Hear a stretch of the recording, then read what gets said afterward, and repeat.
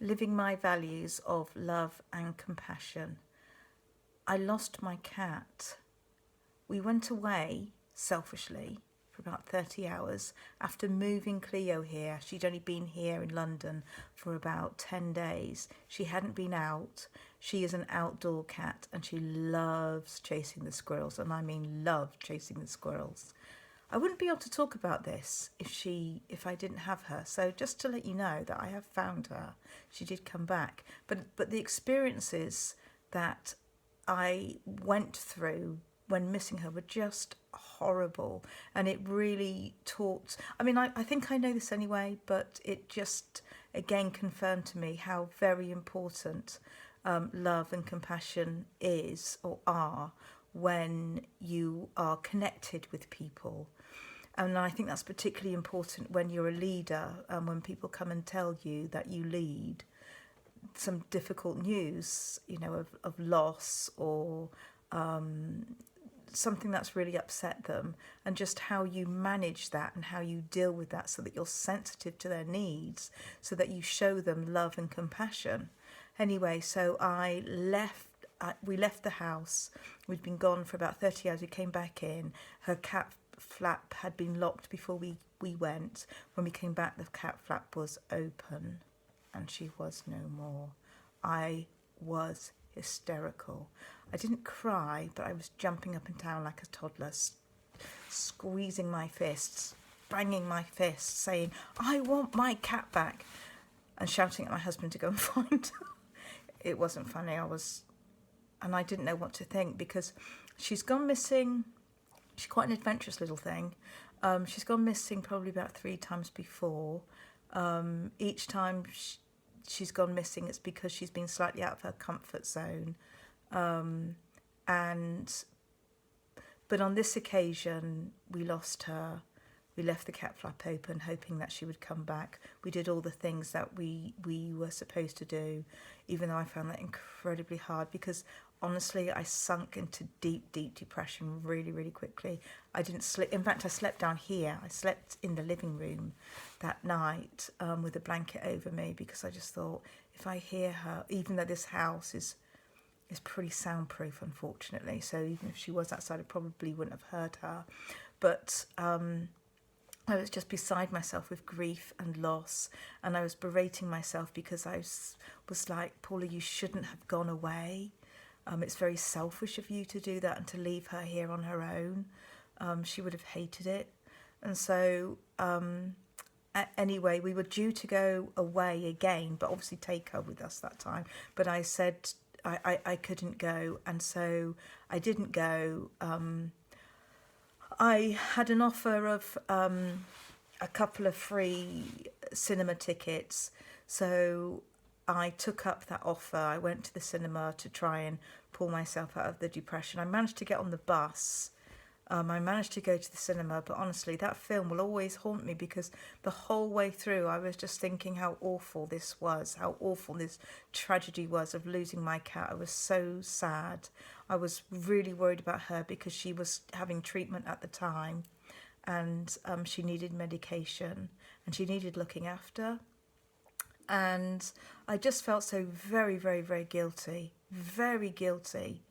And I started to just hate myself. I didn't feel like I deserved anything good because, I'd let my cat down, and I was really worried for her. It was cold as well. It's March, and even though March traditionally isn't freezing, it was freezing, and I mean freezing to the point where we were scraping ice off the car.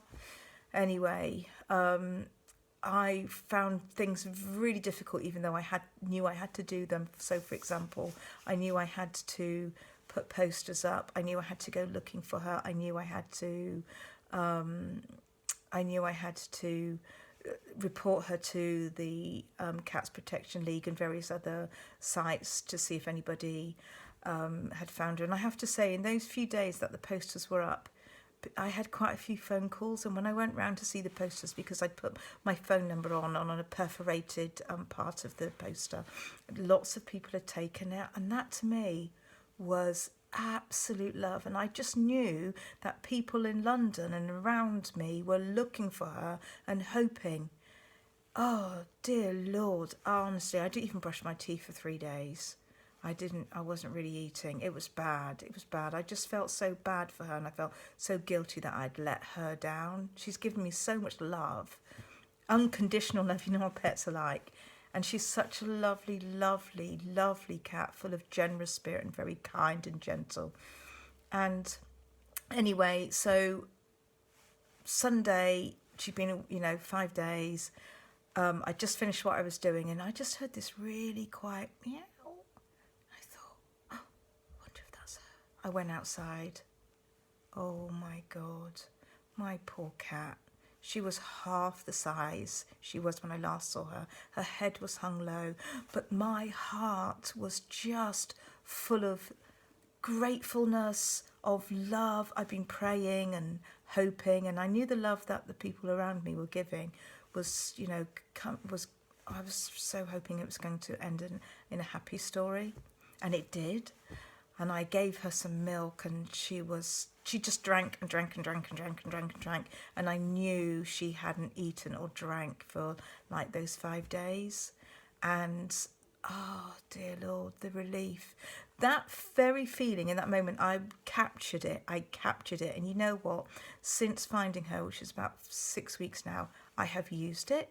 I have used it all the time. Remember that, Paula? Just go back to that. The joy of finding her.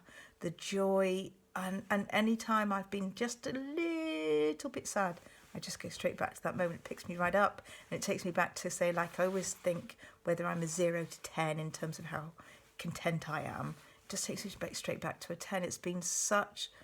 But it was a horrible thing to go through.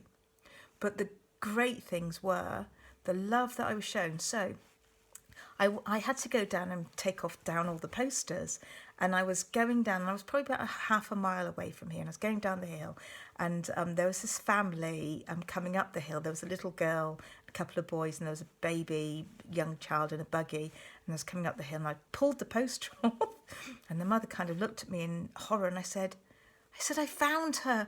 And do you know what? They punched the air. Honestly, it was just so lovely.